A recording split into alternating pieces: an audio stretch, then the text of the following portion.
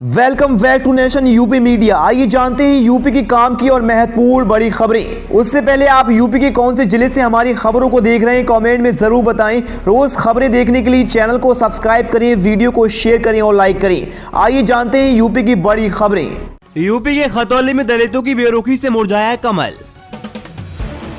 UP के कानपुर में crime serial देखकर पत्नी ने प्रेमी संग बनाया प्लान, पति को दवाइयों को ओवरडोज देकर मार डाला।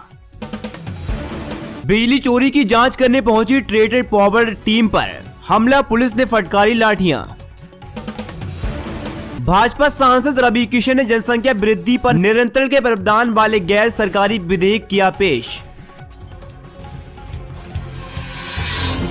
मुख्यमंत्री योगी आदित्यनाथ की बड़ी चेतावनी, बेटियों को छेड़ने वाले दूसरे चौराहे तक पहुंचने से पहले होंगे ढेर। उत्तर प्रदेश के सीएम योगी आदित्यनाथ ने कानपुर में 387 करोड़ रुपए की योजनाओं का शिलान्यास किया और लोकार्पण किया। साथ ही सरकार की नीतियों और योजनाओं की जानकारी दी। उन्होंने कहा केंद्र और राज्य सरकार प्रदेश के विकास के लिए लगातार काम कर रही है। सीएम ने प्रदेश की बेटियों और महिलाओं की सुरक्षा पर भी बात की। सीएम ने कहा अब कोई भी समाज विरोध तत्व अपराध करने की हिम्मत नहीं कर रहा है। किसी ने किसी चौराहे पर शरारत या छेड़छाड़ की तो भागने से पहले अगले ही चौराहे पर पुलिस उसको ढेर कर चुकी होगी।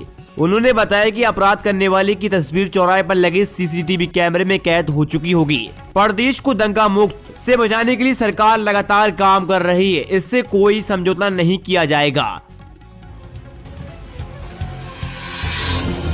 सीएम योगी ने मांगा साथ तो जनता ने छोड़ा कांग्रेस का हाथ। योगी आदित्यनाथ ने सीएम ने गुजरात विधानसभा चुनाव में 25 सीटों पर जनसभा और रोड शो किया। इनमें से 12 पर विपक्षी दलों का कब्जा था, लेकिन योगी आदित्यनाथ ने यहां के मतदाताओं से साथ मांगा तो गुजरात में बाबा की बातों को देखते हुए 8 सीटों पर कमल खिल गया। वहीं 3 सीटों गोधरा, बीरम गांव और परचला रोड पर उत्तर प्रदेश के मुखिया ने रोड शो किया था। वहीं उमड़ी भीड़ ने बाबा के विश्वास को वोट में बदलकर तीनों सीटों पर भाजपा की झोली में डाल दी। मेट्रो सिटी कानपुर जल्द होगा अपना एयरपोर्ट, सीएम योगी। कानपुर में गंगा, अविरल और निर्मल हो चुकी है। मेट्रो को सेकंड और थर्ड फेज या कार्य भी जल्द पूरा हो जाएगा। उन्नाव में किसान से 2 लाख रुपए की लूट का मामला, पुलिस ने 3 लुटेरों को पकड़ा, 1 लाख नकदी भी बरामद। उन्नाव जिले में थाना क्षेत्र में 5 दिन पहले बैंक से रुपए निकालकर साइकिल से जा रहे किसान से 2 लाख रुपए की लूट हुई थी। शुक्रवार को पुलिस ने घटना का खुलासा किया। सीसीटीवी फोटोज में देखे बाइक नंबर के आधार पर पुलिस ने लुटेरों को पकड़ लिया।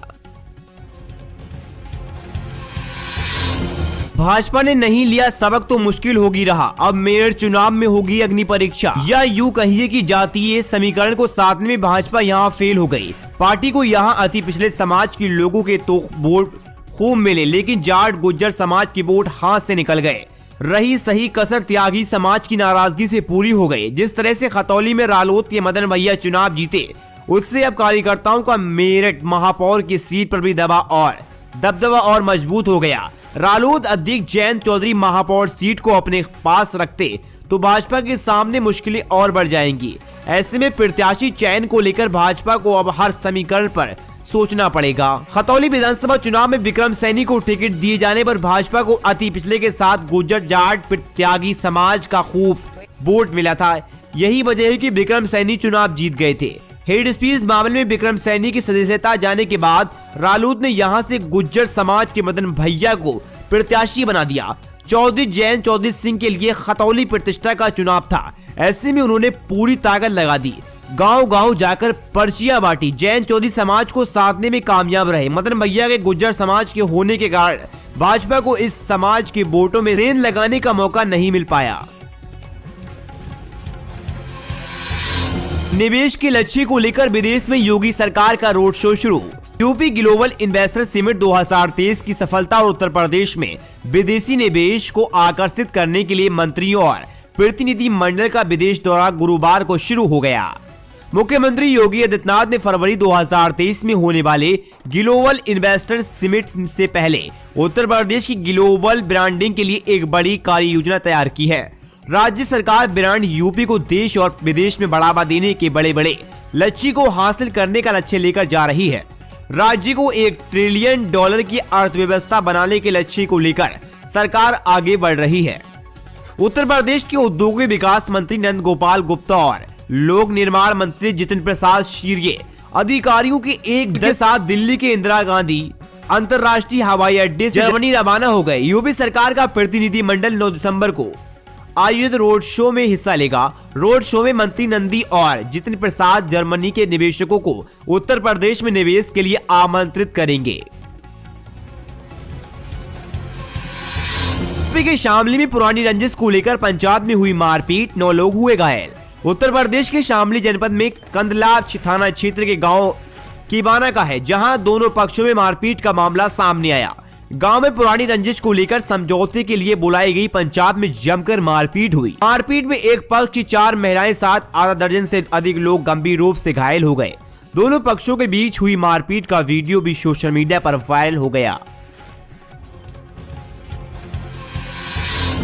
मैनपुरी में डिंपल के आगे कैसे फेल हो गई बीजेपी, पूरी रणनीति जानिए। उत्तर प्रदेश की मैनपुर लोकसभा और रामपुर खतौली विधानसभा उपचुनाव के नतीजे आ चुके हैं। मैनपुरी सीट पर समाजवादी पार्टी की डिंपल यादव ने भारी मतों से जीत दर्ज करते हुए बीजेपी के रघुराज साकेत को 2,88,000 वोटों से मात दी। चुनाव के अंतिम राउंड तक दोनों उम्मीदवारों के बीच कड़ा मुकाबला देखने को मिला। हालांकि डिंपल अंत तक लगातार आगे रही। बीजेपी उम्मीदवार रघुराज साकेत अपने बूथ भी हार गए। मैनपुरी लोकसभा विधानसभा की 5 सीटें हैं। सदर, किशनी, बोंगाव, करहल और जसवंत नगर। पहली बार समाजवादी प्रत्याशी को 5 सीटों पर लीड मिली। 2019 में मुलायम भोगांव से पिछड़ गए थे, जबकि 2022 में विधानसभा चुनाव में भोगांव और समाजवादी पार्टी सीट हार गई थी। उपचुनाव में समाजवादी पार्टी ने मुलायम सिंह यादव की बहू डिंपल यादव को इस सीट से प्रत्याशी बनाया। उत्तर प्रदेश गढ़ बचाने में कामयाब हुई समाजवादी पार्टी, सिपाल को रिटर्न गिफ्ट देंगे अखिलेश यादव। यूपी की लोकसभा सीट मैनपुरी उपचुनाव में आखिरकार अखिलेश यादव अपने पारंपरिक सीट पर समाजवादी पार्टी के किले को बचा पाई। मैनपुरी में न सिर्फ डिंपल की जीत हुई, बल्कि समाजवादी पार्टी की साख भी बच गई।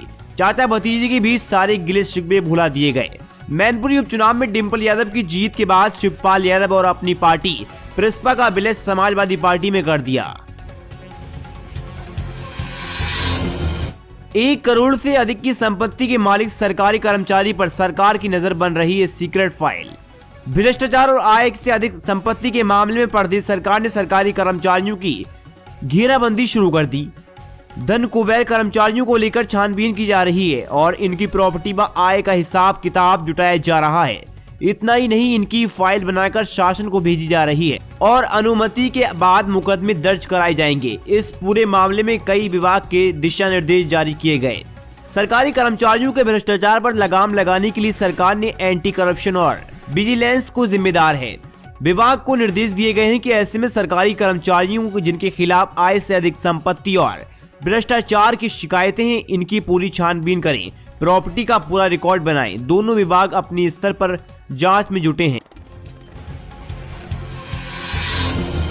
यूपी की खतौली जीत के बाद जयंत चौधरी ने मनाया जश्न, बर्फीली हवाओं से बड़ा सर्दी का सितम। खतौली विधानसभा उपचुनाव में समाजवादी पार्टी और रालोद के उम्मीदवार मदन भैया की जीत जश्न रालोद अध्यक्ष जयंत चौधरी ने मनाया। जयंत चौधरी ने ट्वीट कर अपनी खुशी जाहिर की। खतौली और मैनपुरी में जिस तरह से सबका साथ मिला, बहुत खुशी हुई और ये सब समाज में समरसता के अच्छे संकेत हैं। वहीं रामपुर में लोकतांत्रिक मूल्य का जिस तरह से गला घोटा गया, उससे आहत हूँ। जीत का जश्न नहीं मनाऊंगा। उन्होंने एक और ट्वीट कर कहा, रालोद लकी नंबर 9 की तरफ आग्रह है। उधर तेज बर्फीली हवाओं के चलते यूपी में सर्दी का सितम जारी है। गुरुवार को सीजन का सबसे सर्द दिन रहा। रात में सर्दी रही, लेकिन 12 सामान्य से अधिक रहा। मौसम विभाग का कहना है कि मौसम में उतार चढ़ाव बना रहेगा।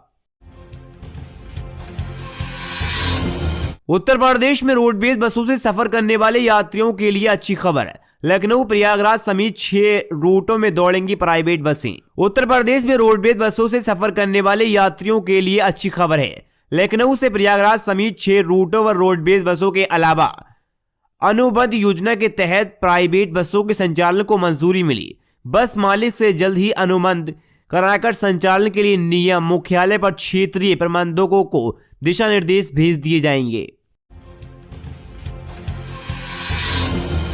सीएम योगी ने कहा वैश्विक उद्योग जगत के लिए बेहतरीन मंच होगा यूपी।